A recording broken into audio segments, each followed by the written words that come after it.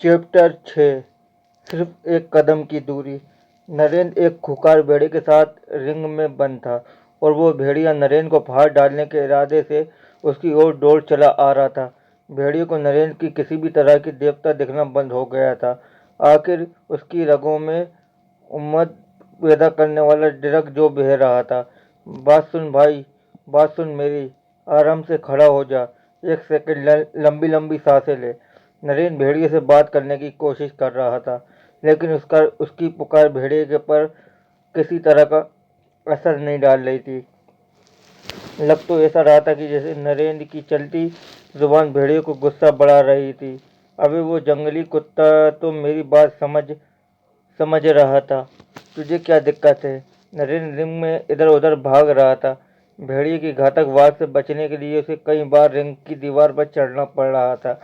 उसके पक्ष में बस एक ही बात की जा रही थी कि ड्रग उसकी नसों में भेड़िए इतना पागल हो चुका था कि उसकी ज्यादातर वार दिशाहीन साबित हो रहे थे। भेड़िया कुछ थोड़ी देर ही बाद थक के चूर हो जाएगा।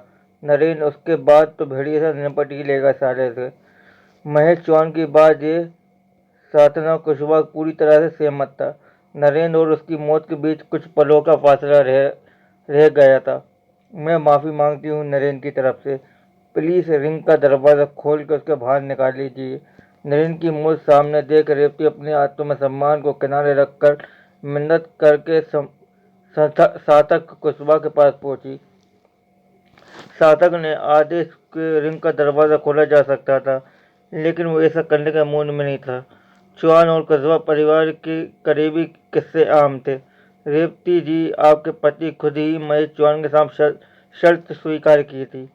उन्होंने जंगली कुत्ते को हराया। अब रिंग में एक ही प्राणी जिंदा बाहर आएगा, उसका पति या फिर मेरा भेड़िया। खेल तो अब नहीं रोका जा सकता। सार्थक ने अपने इरादे साफ कर दिए। रेवती पहली बार आयोजन के परिवार में प्रतिनिधि करने आई थी और वो दो चीजें खोकर वापस जाने वाली थी, अपना पति और अपना आत्मसम्मान। अच्छा ठीक है, मत सुन मेरी बात। सोच रहा था कि दोनों भाई बातचीत करके मसला सुलझा लेंगे, लेकिन तू तो मान ही नहीं रहा। नरेंद्र भागते भागते अचानक से रुक गया। उसके रुक जाने से भेड़िए भी ठिठक के रुक गया। नरेंद्र हाथ जोड़कर एक टांग पर खड़ा हो गया। उसकी आंखें बदलने लगीं। लोगों को लगा नरेंद्र खुद भेड़िए को अपने आप को हवाले कर रहा है। वो हार मान चुका है। भेड़िए ने भी एक आखिरी वार करने के लिए कुछ कदम पीछे खींचे। वो नरेंद्र की तरफ कूदा तो, लेकिन जाकर जमीन पर गिरा। नरेंद्र अपनी जगह से हट चुका था। अबे ये कैसे हुआ? वो हवा में तैर रहा है क्या? उड़ रहा है यार, सच में। लोगों ने नरेंद्र को उड़ते देखकर दांतों तले उंगलियां दबा दी। उसके हाथ अभी भी जोड़े हुए थे, उसकी आंखें भी अभी बंद थी। वह अभी भी एक टांग पर ही खड़ा हुआ था, लेकिन इस बार हवा में। नरेंद्र के कौशल का स्तर बढ़ा ही जा रहा था। मैं धरती और आकाश को ओर जा रहा हूँ। इस बार मुझे बीच में के सभी पड़ावों का मुकाबला करने की शक्ति देना। नरेंद्र मन ही मन प्रार्थना कर रहा था। उसने आकाश में नमन करके आंखें खोली। आकाश के ऊपर स्वर्ग था, जिसका असली घर भी था। नरेंद्र ने अपने चारों तरफ नजर डाली तो पाया कि सभी लोग भौचक्के होकर उसे ही देख रहे हैं। भेड़िया ऊपर की तरफ कूदकर उस पर झपटने मारने का प्रयास कर रहा था, लेकिन नरेंद्र भेड़िए के से सुरक्षित दूरी पर उड़ रहा था। तुम्हारे लिए सौभाग्य की बात है कि तुम्हें देवता के हाथों मारे जाने का अवसर प्राप्त हो रहा है। चिंता मत करो, मरने के बाद तुम सीधा स्वर्ग जाओगे। नरेंद्र ने भेड़ियों की सांत्वना देते हुए कहा। ऐसा लग रहा है भेड़िया भी उसकी बात समझ रहा था, पर उस पर ड्रग का प्रभाव क्षीण होने लगा था। नरेंद्र थोड़ा नीचे आया तो उसने अपनी तलवार से भेड़िए का सिर धड़ से अलग कर दिया। नरेंद्र सबसे खतरनाक जंगली जानवर को अपना गुलाम बना चुका था, लेकिन अभी भी हैरानी से भरे हुए थे। वो सच में उड़ा था क्या? महेश चौहान ने सार्थक कुशवाहा से पूछा, जिसकी सिट्टी विट्टी गुम हो चुकी थी। अब रिंग में उतरने की बारी उसके परिवार की थी। नरेंद्र की चुनौती देने के लिए आखिरी साल के विजेता कुशवाहा परिवार और अनमोल कुशवाहा रिंग में उतरेंगे। अनमोल की विजय होने के लिए एक अधिक भेड़िया गुलाम बनाना होगा। अनाउंसर ने जैसे ही घोषणा की, वैसे ही सार्थक कुशवाहा के पैरों तले जमीन खिसक गई। उसको अच्छे से पता था कि उसके बेटे अनमोल में मरे हुए भेड़िए को गुलाम बनाने की क्षमता नहीं है। हम अगर इस प्रतियोगिता में विजय नहीं हुए तो राज्य में हमारी क्या इज्जत रह जाएगी। कुशुब परिवार जंगली जानवरों का संरक्षण था। उन्हें आज तक नरेन जैसी चुनौती का सामना नहीं करना पड़ा था। चिंता मत कीजिए पिताजी, मेरे परिवार का इज्जत पर आज नहीं आने दूंगा। अनमोल ने सार्थक के ढांढस बनाने की कोशिश की। रात की शराब तो उतरी नहीं तेरी अभी। दो भेड़ियों का सामना तो क्या करेगा तू, सार्थक के अनमोल से झगड़ते हुए कहा। आप तो हमेशा मुझे करके कम करके आते हो। अभी 2 मिनट आपको गलत साबित करके आता हूँ। अनमोल का आत्मविश्वास चरम पर था। उसी आत्मविश्वास पर सवार होकर वह रिंग के उतर गया। शाइन के 2 भेड़िए रिंग में घुसे। उसके देखते ही अनमोल की सिट्टी मिट्टी गुम होने लगी। अभी शाइन भेड़ियों की जंजीर खोल भी नहीं पाया था कि अनमोल रिंग के दरवाजे की ओर सिर पर पैर रख के दौड़ के भागा। खोलो इसे यार, बहुत खतरनाक है। मुझे नहीं लड़ना किसी से, मुझे माफ़ कर दीजिए पिताजी।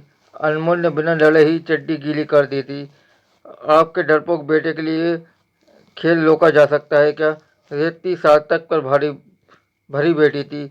उन्हें उस प्रभाव में फंसे हुए सार्थक की मानसिक दबाव बनाना शुरू कर दिया था। कुशवा परिवार कभी हार नहीं मानता। मैं खुद रिंग में उतरूंगा। सार्थक ने बहादुरी दिखाने की कोशिश की, लेकिन नियमों के मुताबिक जब तक फैसला नहीं हो जाता जब तक कोई रिंग बाहर नहीं आ सकता। यह तो तुम्हारे बेटे को भेड़िए से लड़ना होगा या फिर तुम्हारे परिवार को हार स्वीकार करनी होगी। रेवती पीछे नहीं हटने वाली थी। लोग उसके पक्ष में आने लगे थे। हार स्वीकार करो कुशवा। नरेंद्र ने नारा लगाना शुरू कर दिया। हार स्वीकार करो अनमोल कुशवा, हार स्वीकार करो सार्थक कुशवा, हार स्वीकार करो कुशवा। रिंग के आसपास के मौजूद लोग जोर से सार्थक के कान फोड़ डाले थे। उसकी अपनी जिंदगी में सबसे बड़ा फैसला लेना था और उसके पास ज़्यादा समय नहीं था। मैं कुशवा परिवार की ओर से हार स्वीकार करता हूँ। मेरे बेटे को रिंग से बाहर निकाला जाए। ऐसा बोलते हुए सार्थक के होठ कांप रहे थे। कुशवा परिवार हार स्वीकार करता है। पहली बार हमको इस प्रतियोगिता में एक नया विजेता मिला है। सिंघल परिवार एक बार जोर से तालियां बजा कर नरेंद्र सिंघल का स्वागत कीजिए। मैं जम्बू राज के महाराज से निवेदन करता हूँ कि वो 1000 स्वर्ण मुद्राएं देकर नरेंद्र का सम्मानित करें। अनाउंसर ने घोषणा की। नरेंद्र अपनी जगह से खड़े होकर नाचने लगा। उसने इतिहास रच दिया था। जंगली जानवरों की प्रतियोगिता में उसने कुशवा परिवार को एक अधिकार को समाप्त कर दिया था। जीत की उम्मीद के साथ उसे ये एहसास नहीं हुआ कि उसके राज्य के 2 सबसे रसूखदार परिवार को अपने परिवार के खिलाफ खड़ा कर दिया है। नरेंद्र अभी भी झगड़ा खत्म करने के मूड में नहीं था। उसे एहसास था कि रिंग के अंदर उसे मारने की कोशिश की गई थी, वरना ऐसा कैसे हो सकता है कि पालतू जानवर की तरह व्यवहार कर रहा भेड़िया अचानक से इतना खूंखार हो जाए कि नरेंद्र को खाने की ओर दौड़ पड़े। मुझे शक है कि भेड़ियों को कुछ ऐसा दिया गया है जिससे उसके अंदर का गुस्सा पैदा हो सके। मैं चाहता हूँ भेड़िए की जांच कराई जाए ताकि दूध का दूध और पानी का पानी हो सके। नरेंद्र ने महेश की ओर सार्थक की चुनौती देते हुए कहा, हम जंगली जानवरों के संरक्षण हैं। हमारे परिवार के पूरे इतिहास में आज तक ऐसा नहीं हुआ कि हमने प्रतियोगिता में किसी की तरह की बेईमानी की हो। वे फजूल की बात करके लोगों का ध्यान न भटकाओ। सार्थक ने तुरंत बात दबाने की कोशिश की। महेश चरण को तो गले ही सूखे जा रहा था। उसने ही शाइन को वो रख दिए थे जो भेड़ियों को एक्साइटेड किया जा गया था। ये चौहान और कुशवा की जांच कराने के लिए बिल्कुल भी तैयार नहीं होंगे। हमें कोई और तरीका निकालना होगा। रेवती नरेंद्र से बोली। उसे पता था कि जंगली जानवर के मामले में कुशवा परिवार का फैसला अंतिम माना जाता है, क्योंकि वही उनकी पूरी देखभाल भी करते हैं। वो दौड़ते हुई सीधा राजा के पास गई। महाराज, मैंने आपके बारे में सुना है कि आप न्याय की मूर्ति हैं। मुझे विश्वास है कि आप हमारी मदद जरूर करेंगे। हम तो बस इतनी ही मांग रहे हैं कि भेड़ की जांच करा ली जाए ताकि चीज़ें साफ हो सकें। अगर कोई गड़बड़ नहीं हुई तो किसी को घबराने की क्या ज़रूरत है। रेवती ने इतना ड्रामा तो कर ही दिया था कि राजा की उसकी बात मानने के लिए मजबूर होना पड़े। सार्थक कुशवा आखिर जांच कराने की क्या आपत्ति है। अगर इसके लोगों की शंकाएं मिटती हैं तो तुम्हारे परिवार के लिए ही भी अच्छा है ना। राजा सार्थक को बोला, ठीक कह रहे हैं महाराज। राजा की बात काटने की हिम्मत सार्थक में नहीं थी। तुरंत ब्रह्मानंद के केंद्र के वैज्ञानिकों और चिकित्सालयों को बुलाया गया। भेड़िए की जांच कराई जाए। राजा ने आदेश दिया। आपका बहुत बहुत धन्यवाद महाराज। मुझे पूरा विश्वास है कि आपका न्याय जरूर करेंगे। रेवती ने राजा की प्रीति कृत्य व्यवहार की। उसने टेढ़ी टेढ़ी नजर को सार्थक और महेश की ओर देखा पाया तो उनकी टांगें कांप रही थी। रेवती को देखकर मुस्कुरा दी।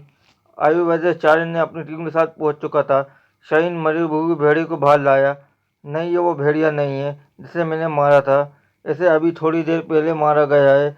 देखिए, अभी तो इसका घाव भी नहीं सूखा।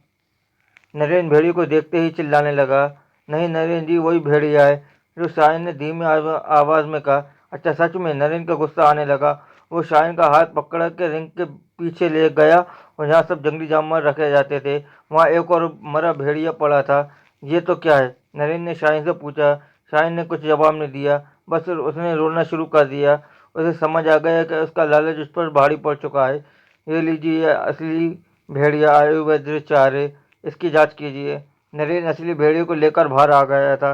बिल्कुल, कुछ मिनटों का समय दीजिए, आयुर्वेदाचार्य ने नरेन से कहा। वो अपनी टीम को जांच शुरू करने का निर्देश देने लगे। उसकी टीम के सदस्यों ने भेड़िए की चीर फाड़ करना शुरू कर दी, जिससे कि वो सच तक पहुंच सके। वहां मौजूद सभी लोगों के लिए पल भारी साबित हो रहे थे। सार्थक और महेश का एहसास हो चुका था कि राजा की मौजूदगी में उनकी पोल खुलने वाली है। शाहीन तो लगभग बेहोश होने वाला था।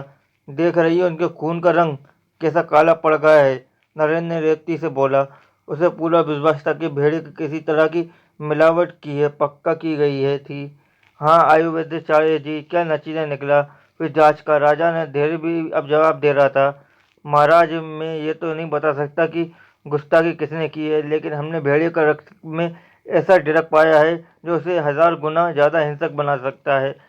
आयुर्वेदाचार्य ने साफ साफ अपनी बात रखी। क्यों दुष्ट, तूने क्यों किया ऐसा? राजा शाहीन को मुताबिक मुखातिब होते हुए, गलती हो गई महाराज। शाहीन ने अपनी गलती मान ली, लेकिन महेश ने डेवलपमेंट के बारे में बिल्कुल भी मुंह नहीं खोला।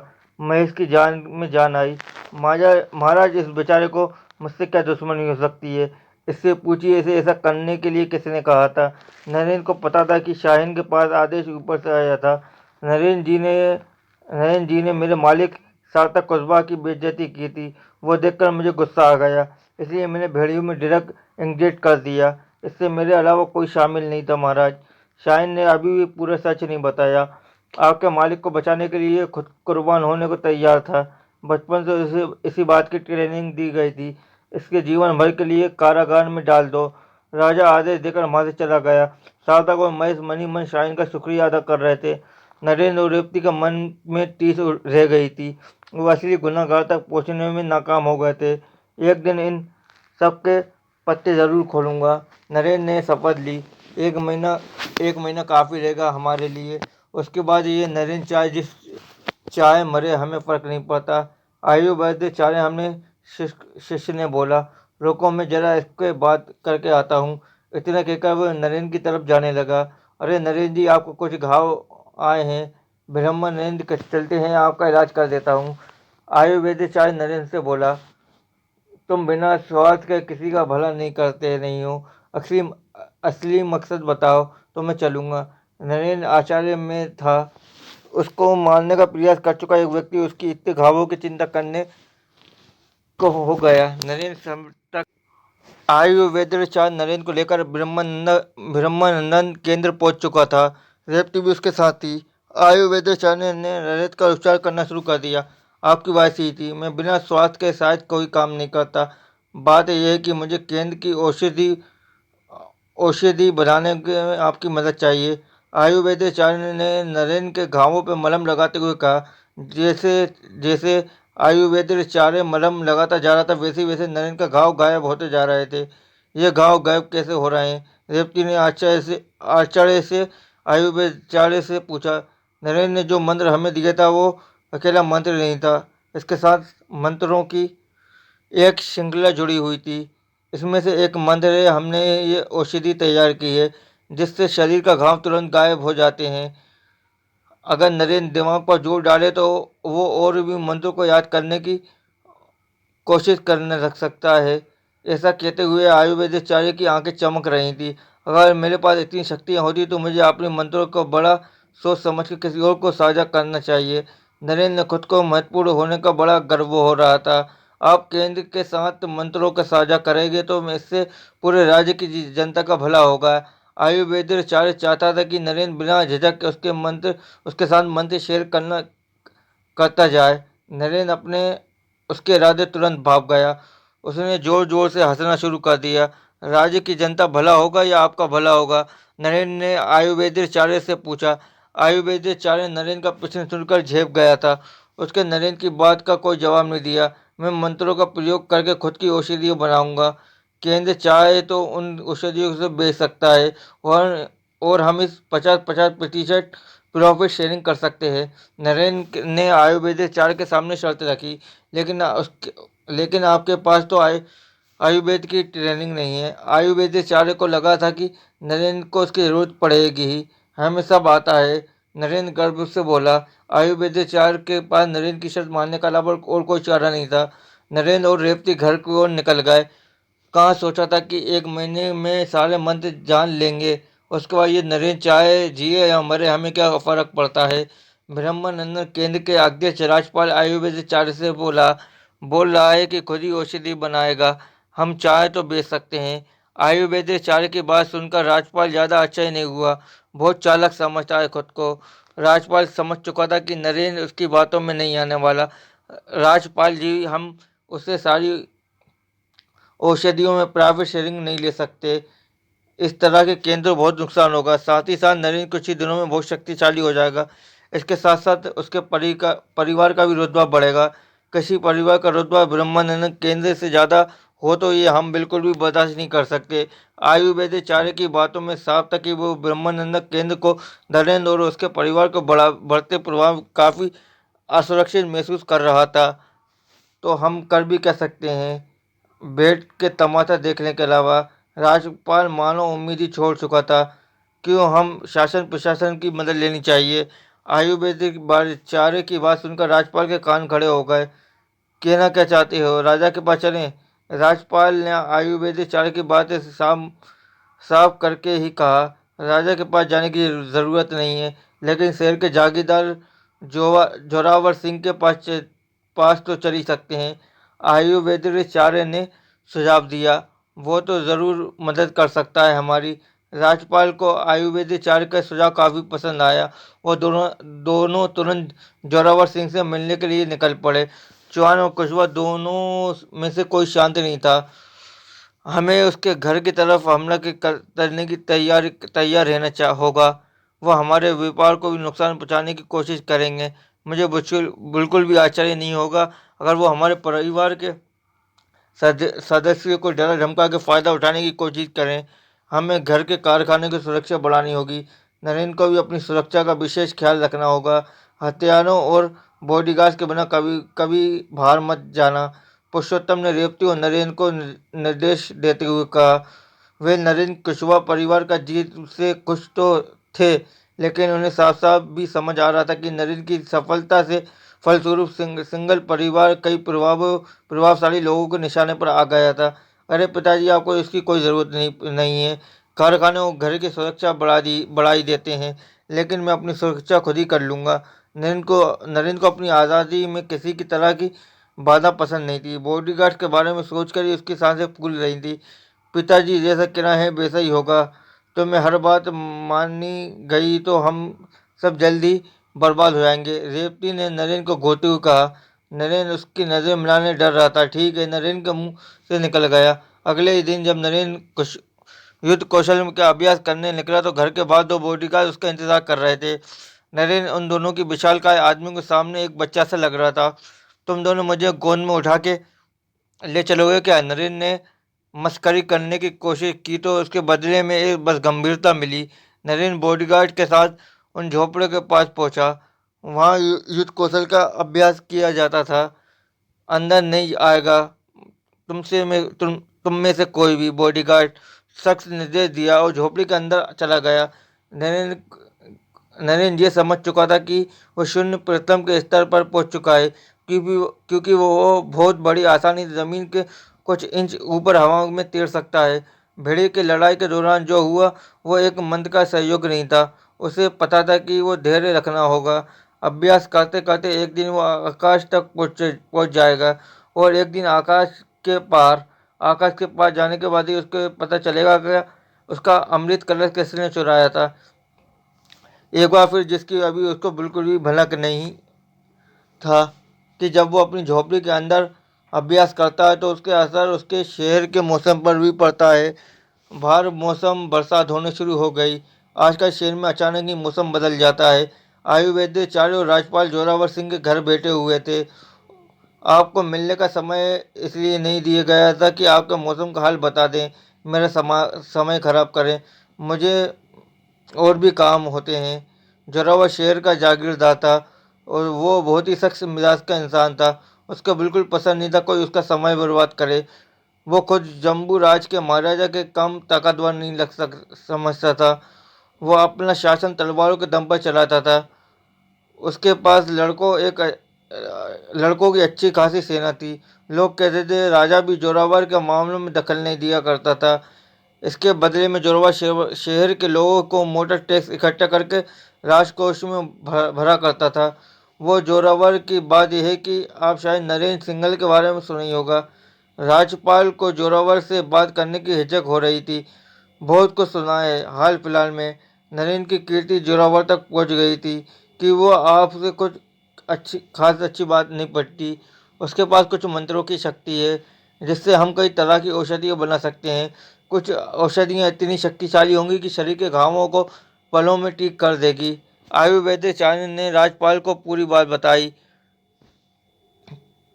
तुम या तो खुद गधे हो या फिर मुझे गद्दार समझते हो। जोरावर का धीरे अभी जवाब दे रहा था। नहीं जागीरदार जी, ऐसा सोचना गुस्ताखी कैसे कर सकता हूँ। आयुर्वेदाचार्य ने जोरावर के सामने हाथ जोड़ लिए। हमारी बात का विश्वास कीजिए जागीरदार जी। अगर नरेंद्र हमें मंत्र देने को तैयार हो जाए तो आपको जितने भी लड़के हैं उनका इलाज चंद पलों में हो जाएगा। राज्यपाल के ने जोरावर को लालच देने की कोशिश की। तो समस्या क्या आ रही है, ले लो जाके उसके मंत्र। जोरावर को अभी भी समझ नहीं आ रहा था कि इतनी सी बात के लिए इन ये दोनों मेरे पास क्यों चले आए हैं। वो नरेंद्र खुद को बहुत चालाक समझता है। वो किसी को मंत्र देने के लिए तैयार नहीं किए, कहता है खुद ही सारी औषधि बनाएगा। आयुर्वेदाचार्य ने जोरावर को समझाने की कोशिश की। तो बनाने दो, उसे खरीद लेंगे उनसे।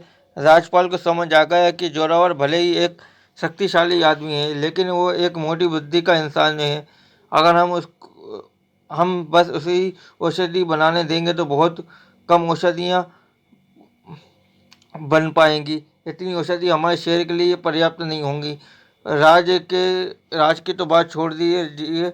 राज्यपाल लगा कि फाइनली वो हमारे साथ जोरावर को समझाने में कामयाब हो गया है। अगर कुछ लोगों की बात सही निकली है तो कोई बात नहीं, लेकिन अगर तुम्हारी बात गलत निकली और मेरा समय व्यर्थ हुआ तो तुम्हारी हड्डियां जरूर तोड़ दूंगा। तैयार होना, जोरावर ने आयुर्वेदाचार्य को राज्यपाल को लगभग धमकाते हुए कहा। हम किसी की भी सजा के लिए तैयार हैं। बस आप नरेन को अपने ऑफिस बुला लीजिए, अकेले बुलाइए उसे। राज्यपाल ने अपनी बात खत्म की। मुझे जागीरदार के यहाँ बुलावा आया है, वो भी मुझे अकेले बुलाया है। नरेन ने जोरावर के निमंत्रण को हैरान था। उसने ये बात रेवती को साझा की। जैसे ही उसे लगता है कि किसी परिवार के पास पैसा बढ़ रहा है, वो बुलावा भेज देता है। उसे मोटर टेस्ट के वसूलना होता है। रेवती भी जोरावर के सच्चे इरादे भापने में असफल रही थी। मैं भी तुम्हारे साथ चलूंगी, रेवती ने नरेन से कहा। तो वो नरेन को अकेले भेजने को यकीन नहीं उठा सकती। नरेन और रेवती और उसके बॉडीगार्ड जागीरदार के ऑफिस जाने के लिए निकले। तुम सब बाहर ही रुक जाओ, वो अकेला अंदर जाएगा। रेवती और बॉडीगार्ड ऑफिस के बाहर ही रुकने के लिए कहा गया। परिवार का व्यवहार मैं संभालती हूँ, मुझे अंदर जाने दीजिए। रेवती ने जागीरदार के ऑफिस से बाहर खड़े लड़कों को समझाने की कोशिश की। यह मीटिंग तुम्हारे व्यापार के बारे में नहीं है, यहीं इंतजार करो चुपचाप। रेवती के कानों में लड़कों की गरजती हुई आवाज़ गूंजी। व्यापार के बारे में नहीं है तो किस बारे में है। रेवती आश्चर्य से भर गई। अरे तुमको रुको ना, इधर ही मैं जोरावर से मिल कर आया। इससे पहले लड़कों को गुस्सा आए, नरेंद्र ने रेवती को उस पर भरोसा रखने के लिए कहा। नरेंद्र अकेला ही अंदर चला गया। क्या वो अनजाने में शेर की मान में घुस गया था? क्या तुम्हारे पास कोई मंत्र है जो राज्य के काम आ सकते हैं? नरेंद्र के घुसते ही जोरावर ने सीधा सवाल दागा। जोरावर ऑफिस में अकेला बैठा हुआ था। अरे जागीरदार जी, मंत्र? कैसे मंत्र? मुझे कुछ समझ नहीं आया। नरेंद्र ने अनजान बनने की कोशिश की। जोरावर ने ब्रह्मानंद कैसे केंद्र से आई हुई औषधि नरेंद्र के सामने रख दी। ब्रह्मानंद केंद्र तुम्हें इस औषधियों के लिए प्राइवेट का हिस्सा क्यों दे रहा है? जोरावर नरेंद्र के घूरे जा रहा था। नरेंद्र को अभी भी भरोसा था कि ये बात संभाल सकता है। वो जोरावर जी, मैंने आयुर्वेदिक चारों को एक पुराने ग्रंथ में से एक मंत्र पढ़ा था जो कि मैं केंद्र में साझा किया। वो मुझे प्रॉफिट का हिस्सा मिल रहा है। नरेंद्र समझ नहीं पाया कि उसे बात संभाल ली या फिर और ज़्यादा बिगाड़ दी है। जोरावर शांत हो चुका था।